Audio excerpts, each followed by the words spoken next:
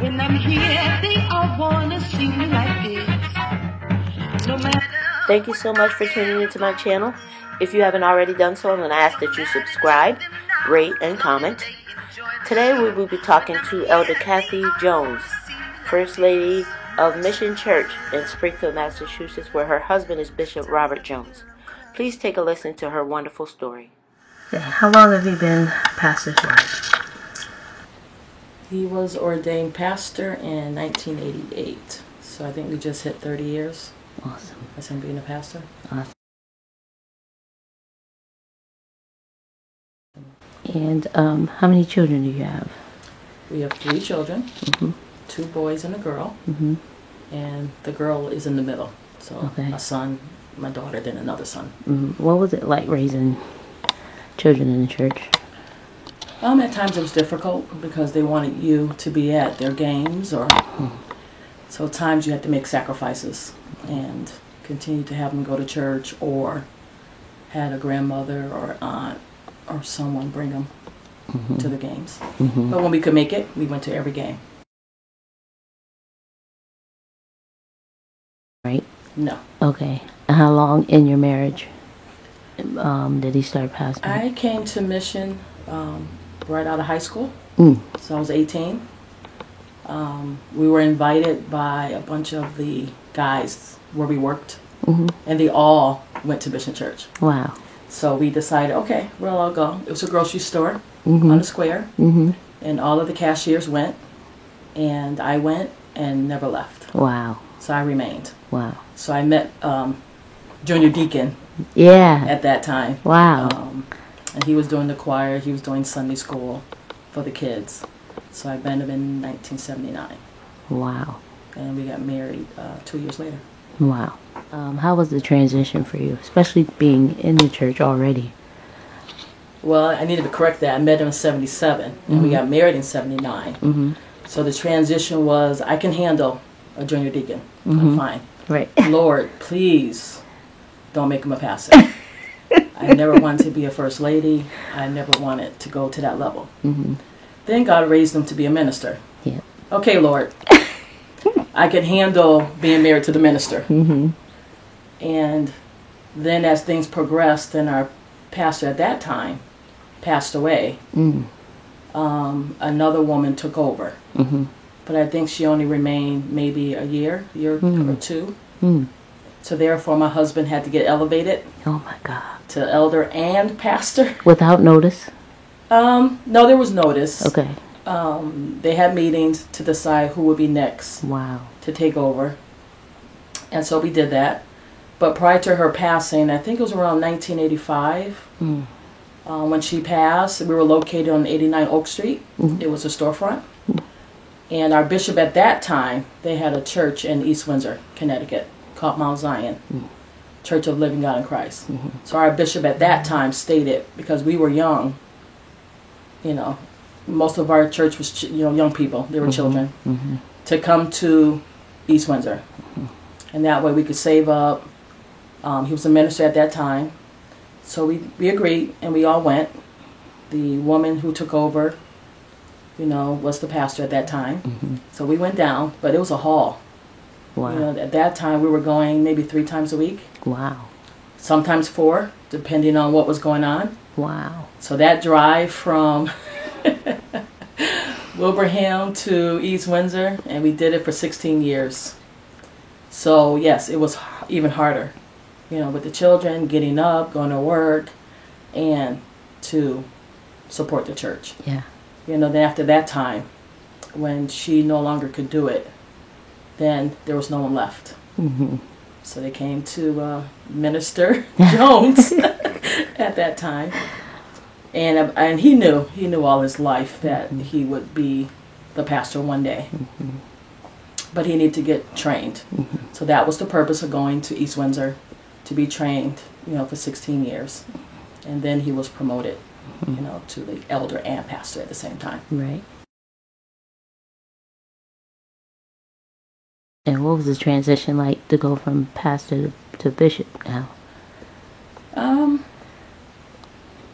I think he was still in his element. Bishop isn't caught up on titles. So for him, it's the same thing. You may get more churches under you, so then there is more responsibility, more things to worry about, not just looking out for your church, but then looking out for other churches. So I think that alone was another transition. So when he got promoted to pastor, I decided, well, Lord, I guess I better stop telling you what to do.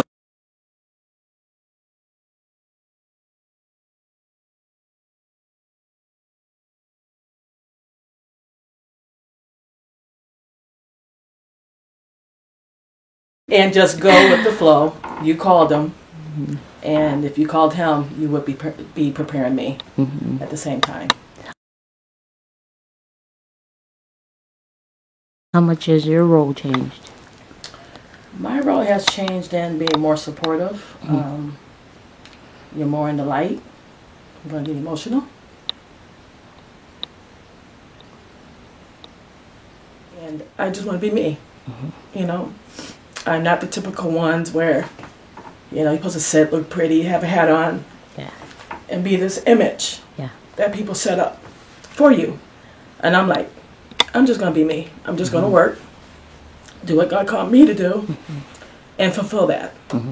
So you are more responsible, I think, as a first lady. I'm a working first lady. I just don't sit. I think I'm involved in everything, and people expect me to know everything, if possible. You know, my son even called me the other day, or text me. He goes, Mom, what's the phone number to XXX lawyer? So I wrote back and said, now what am I, 411? He gave me a happy face, like, Ma, because they just expect you to know the ins and outs of everything. And I do my best to do that. So there's a great change. But you have a heart for the people. And you do your best to take care of them like you're their mother. You know, so you nurture them. It's his job to kind of put them in place. And then I come along and I kind of nurture them like a mother would do. How many roles do you have right now in the church? At this present moment, other than being, I'm an elder, so I oversee many departments. So when my son Matthew moved to Florida, he was over the youth ministry. And at the present moment, no one really wanted to take it over because it's a lot of responsibility. So I currently over the youth ministry, which entails the dance team, the youth choir. We started a youth band, so we handle youth activities. Under that same umbrella, we have youth church. So I have to see, you know, over the teachers, and I have to teach the teachers and try to help them out with their lessons. So we meet often, every month, sometimes twice a month. I'm over the kitchen committee. So if there's any functions going on that involves food, there is a president under me, but we still work together with that. I'm over the women's ministry. There were many over the women's ministry, but I always knew it was something I had to do as the first lady, to teach the women how they should dress, how they, you know, should behave, how they should treat their husbands, you know, things of that nature. So my hands are in the ministry. And I still sing with the choir and the praise team. Because that's a passion of mine. So they would tell you I might be too busy, but I love the reward. I probably want to, not much anymore, but in the beginning probably the struggle would be to be able to handle women, other women. Women have to meet with your husband. Sometimes they meet with me, but there are times they do meet with him. So we pretty much just set up kind of like a rule, if you will, of how you should handle being alone with either a man or a woman. Like in my case, if I have to sit with a man, most of the time I don't, if I don't have to. I will make sure that he's in the room. There are times I'm in the room. So I think that's probably what's the hardest struggle, because they love them some Bishop. You know, you do have to keep your eyes open because not everyone's saved and not everyone is coming for church. So I've learned over the years how to manage that. You know, things are really under control and we have a good thing going, how we handle things. What has been the most rewarding? Recently, I think the most rewarding is when I see women who were shy like me, who stepped out because I said they could do it. And 6 months later, they're up speaking, they're up teaching, they're over the youth, they get up and do speeches now, they study. So I think that's been very, very, very rewarding. Were you an elder before you met Bishop? No. Okay. I was just Sister Kathy when I met Bishop. My certificate is up there. I forget exactly what year I became elder, but I came up the ranks as well. So I became a minister first. And at that time, it was only, we got down to like actually 3 faithful members, which was Bishop, his mother, and myself. So when it was established that we would come back to Springfield, God put on his heart that we should return. So we had this building for maybe 10 years before we could do anything with it. So my husband and I, we just paid for the building for like 10 years. And then when he got released from Mass Mutual, where he was a second vice president, he believed that was a door that got opened for him to renovate the building. So he took everything he had, you know, all savings, all retirement. Asked me first, of course. Yeah. And within 1 year, renovate the building. Wow. So because of that, I believe because of that, his mother and I were the only 2 faithful that stuck with him till the end, you know, till we came here. So I think in that reason is why he made us elders, you know, of the church with him. Since then, we do have, I think, 4 other elders, you know, since that time. But we were like the original elders. More elders start coming in? Yes. Do you feel like you will release more of your jobs? Or do you feel like you will still remain active? We do have 6 elders. I think they've been here 5 years, 6 years. And my job hasn't changed. Yeah. Every elder is gifted in different areas. And so they need to go into those areas and not allow them to do something they really don't want to do. So children, women, music is my passion. So if you were to put me somewhere else, I may not be comfortable. So each of us have a different role that we play. But will I be released? No, I don't think so.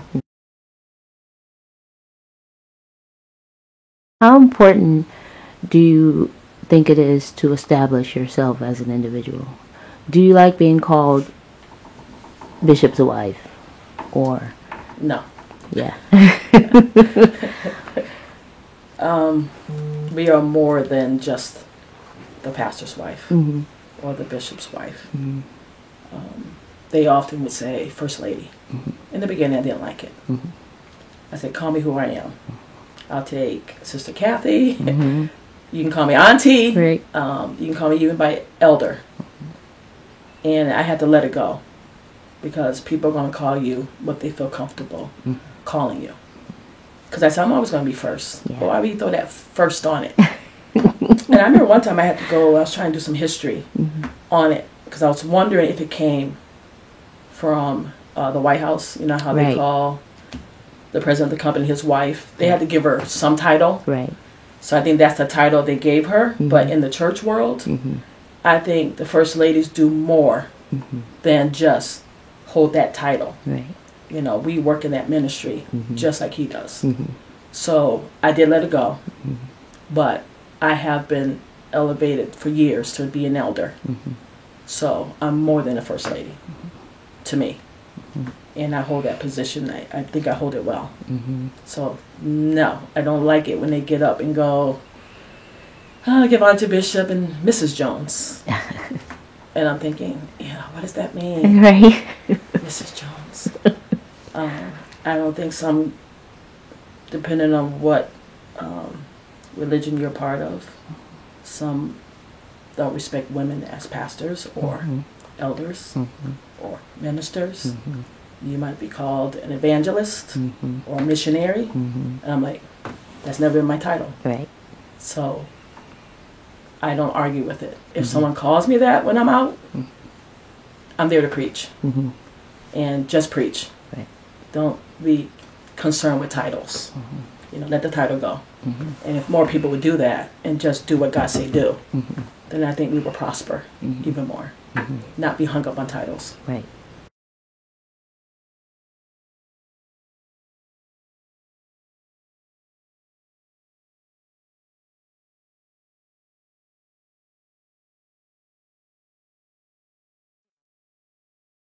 I would respond in the sense that that's not what we're all about. It's not about looking like. Because what does that really mean? Looking like is something that someone envisions what she should look like. So I would say, don't strive to have the title because you get to look good. What you want to do is make sure you're serving God and make sure you're giving your whole life to God. Being a first lady is not easy. There's a lot that comes with it. Too much given, much is required. So if you think it looks all good, it doesn't. You got to share your husband with all the members in the church. You got to give up your time. You have to hear his complaints. You have to support him. You have to pray for him. So if you think you're just going to get up, put that nice suit on, and go to church and that's it, you're totally mistaken. It is truly working the ministry and making sure the vision is being put forward and making sure you're doing your calling. Some want that calling. And a first lady's not even a calling. You know, to be truthful, it's just a position that's been given. Probably to the first lady who didn't have a title. So I would tell them, no, it's not what you think it is. And I would get deeper. I truly would. I would get real deep and explain it to them. Would you ever be willing to mentor another first lady who's new at this? If she were to ask, I would have no problem. Because we mentor now, or we counsel those who are looking to get married, who might be faced with having to run a church with her husband. And if she asked, absolutely. I would do it to the best of my ability. Granted, every church will be different. Every first lady does something different. But to give them the basis, you know, of what you may have to do or what you may have to face, yes, I would. What would be your first advice to her? Seek God. And let him lead you in what you should do in your church and not based on what someone else is saying to you. Pray with your husband. Ask him even, what role do you want me to play, you know, in the church? Because a church is ran not just by the pastor. She's his backbone. I often, you know, kid with him, your armor bearer ain't here. But when we're out, it's like I'm his armor bearer. You know, so you become those things that people do in the church. You become that when you leave the church. You know, so that would be some of my advice at first. I would say pray. Making sure that he's the one before you make that step, because once you make it, there is no going back. What advice would you give to the first lady that says, I'm ready to give up?